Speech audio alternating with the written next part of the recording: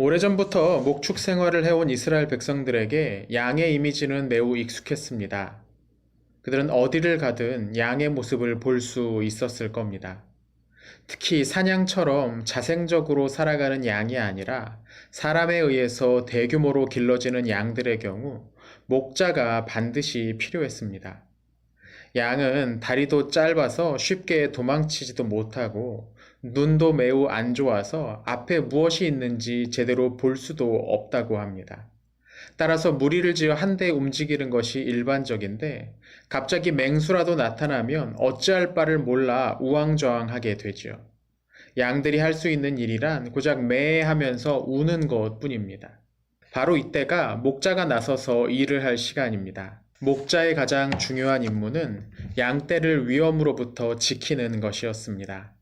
때로는 야생동물의 공격을 막아내야 하기도 했고, 또 어떤 경우엔 근처에 사는 도둑과 강도들로부터 양떼를 보호하는 것이 그들의 역할이었습니다. 평시에도 목자들의 할 일은 끊이지 않았습니다.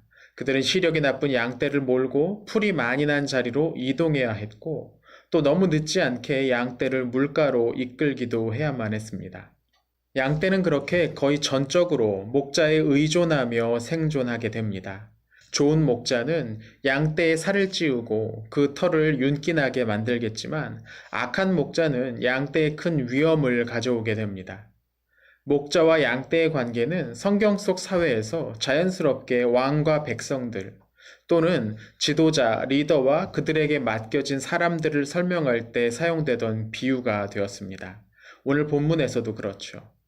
오늘 본문에서 하나님은 제대로 목자 노릇을 하지 못했던 이스라엘의 지도자들을 향해서 매우 격렬한 비판을 쏟아내십니다.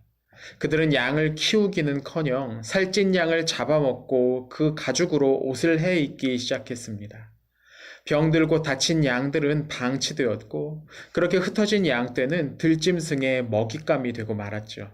하나님은 그렇게 밟히고 무시당하고 잊히는 이스라엘 백성들, 그 양떼에 관심을 두셨습니다. 하나님은 양떼를 그 악한 목자들의 입에서 건져내시겠다고 말씀하십니다. 저들은 양떼를 내버려 두었지만 하나님은 그 흩어진 양떼를 다시 모으실 겁니다. 하나님이 직접 목자가 되기로 하신 겁니다. 그런 하나님을 의지하는 사람에겐 복이 있습니다. 오늘 하나님께서 교사된 우리에게 이 말씀을 보게 하신 이유가 무엇일까요? 저는 선생님들이 오늘 본문에 나오는 악한 목자라고 생각하지 않습니다. 물론 우리는 그보다 낫습니다.